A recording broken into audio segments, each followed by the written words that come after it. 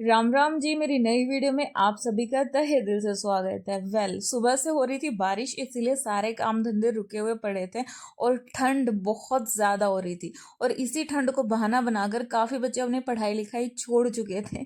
लेकिन पता है क्या, यही बेस्ट टाइम है अपनी पढ़ाई करने का। और ठंड का तो बहाना छोड़ो, अभी तो हमारे पास और भी बहाने हैं ना पढ़ने का। जैसे कि एस्टेट अभी फरवरी में होगा, सीटी का कुछ है तो पता नहीं कि कब होने वाला है, तो क्यों ना अपनी प्रिपरेशन को थोड़ा रोक दिया जाए।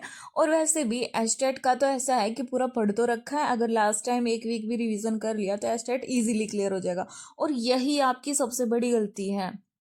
एचटेट कोई बहुत इजी पेपर नहीं है, इसका अच्छा खासा लेवल है। और आप ये जो अपनी पढ़ाई में ब्रेक लगा रहे हो ना, जो अपनी कंटिन्यूटी ब्रेक कर रहे हो, इसी वजह से मोस्टली बच्चे एचटेट क्रैक नहीं कर पाते।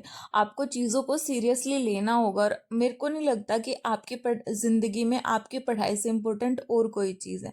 मुझे ये बताओ, कौन सा रिश्ता ऐसा है जिन्होंने आपको लाइफ टाइम साथ दिया और लाइफ टाइम आप पर कभी उंगली नहीं उठाई कि भाई हाँ तुम बिल्कुल सही हो। किसी का एक काम ना करके देखो जिंदगी में, आपके सारी गलतियां वो आपको यूं चुटकियों में गिनवा देगा। हमारी जिंदगी में हमसे बेहतर हमें कोई नहीं समझ सकता, दूसरा आपका चाहे कितना ही प्रिय क्यों ना हो। लेकिन आपकी एक गलती आप करके देखो, आपको आपकी औकात दिखा दी जाएगी कि आप कहाँ स्टैंड करते हो। बहुत ज़रूरी है खुद की वैल्यू बनाना, खुद की नज़रों में ऊपर उठना, खुद के लिए टाइम इन्वेस्ट करना। दूसरों का भला करते करते, दूसरों के लिए अच्छा बनते बनते हम कब खुद के लिए बुरे बन जाते हैं हमें खुद पता नहीं चलता। और हाउसवाइफ के लिए तो बहुत ही आम बात है कि हम अपनी पूरी ज़िंदगी दूसरों पे इन्वेस्ट कर देती हैं और फिर लास्ट में सिवाय रिग्रेट के हमारे पास कुछ भी नहीं रहता। बहुत ज़रूरी है अपने बच्चों के सामने एग्जाम्पल सेट करना कि देखो हमने पढ़ लिख कर लाइफ में बहुत कुछ अचीव करा है। वरना यही बच्चे जब बड़े हो जाएंगे तो वो कहेंगे कि तुमने हमारे लिए किया ही क्या है। ये तो हर माँ बाप करते हैं। और आजकल सोशल मीडिया के ज़माने में बच्चे ऑलरेडी इतना एडवांस हो गए हैं कि उन्हें ये कहते हुए टाइम नहीं लगेगा कि तुमने पढ़ लिख कर क्या उखाड़ लिया, कि हम भी पढ़ लिख कर कुछ वो करें। यानी हमें पढ़ाई लिखाई के लिए इतना प्रेशराइज क्यों कर रही हो जब आप एक सिंपल हाउसवाइफ बन के रह गई। मैं ये नहीं कहती कि आप जॉब करो पढ़ाई करो, लेकिन आप एक स्किल ज़रूर डेवलप करो जिससे आप अपनी ज़िंदगी आराम से जी सको।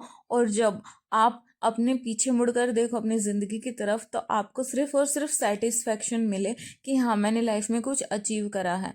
बेशक आपका कोई पैशन हो, बेशक आपका स्टडी में इंटरेस्ट हो, कुछ भी हो, एक चीज़ को टारगेट बना लो और उस टारगेट को अचीव करने के लिए अपनी जी जान लगा दो।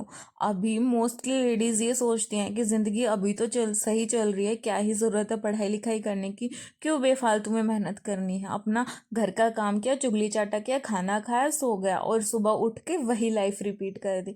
ये ज़िंदगी आपको कहीं का नहीं छोड़ेगी। और वैसे भी आप अपना बुढ़ापा अभी से इमेजिन कर सकते हो अपने आसपास की चाची ताई को देखकर कि हाँ उनकी लाइफ कैसी चल रही है। बुढ़ापे में आपकी ज़िंदगी भी वैसे ही होने वाली है। अगर आप वैसी ही ज़िंदगी चाहते हो जिसमें आपकी सोसाइटी में कोई वैल्यू नहीं हो, कोई भी अगर आपकी लाइफ पर उंगली उठा दे, तो कोई बात नहीं, बेशक आप पढ़ाई मत करो। लेकिन अगर आप ये चाहते हो कि हाँ मैं अपनी लाइफ में वैल्यू ऐड करूँ, सोसाइटी में मेरी इज्जत बने, लोग मुझे रिस्पेक्ट से देखें, मैं प्राउडली ये कह सकूँ कि हाँ मैंने इतनी प्रॉब्लम्स को फेस करके ज़िंदगी में कुछ अचीव करा है, तो माय डियर लेडीज, सब कुछ त्याग कर अभी से अपने ड्रीम्स पूरे करने की क्षमता खुद पे खुद रखो।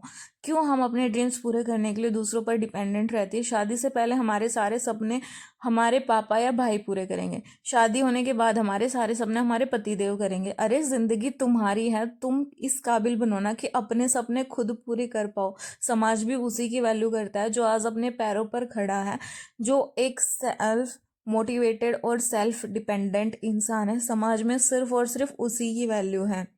2024 में बहुत ज़्यादा गलतियां कर ली, 2025 में सेम गलतियां रिपीट करने की गलती बिल्कुल भी मत करना। उन गलतियों से सीखो और सिर्फ आगे बढ़ो। दिल और दिमाग की लड़ाई में कभी भी दिल की मत सुनो, क्योंकि मन आपको कहीं का नहीं छोड़ता।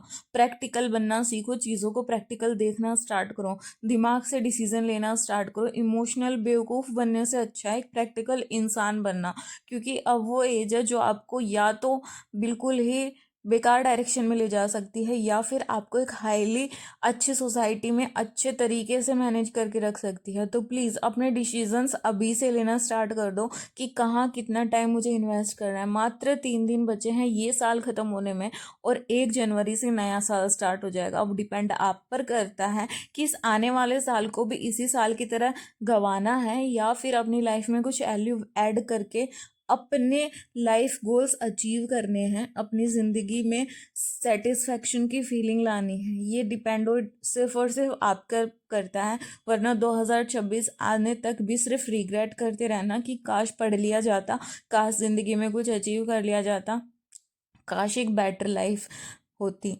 ज़िंदगी आपकी है, हाँ प्रॉब्लम सबकी लाइफ में है। हमें कुछ प्रॉब्लम्स हमारी लाइफ में ऐसी होती है जो हम किसी के साथ शेयर नहीं कर सकते। हमें पता है कि हमारी लाइफ में कितनी प्रॉब्लम है, तो सॉल्यूशन भी हमें खुद को ढूंढना पड़ेगा। दूसरा हमें राह दिखा सकता है, लेकिन चलना तो हमें ही पड़ेगा ना।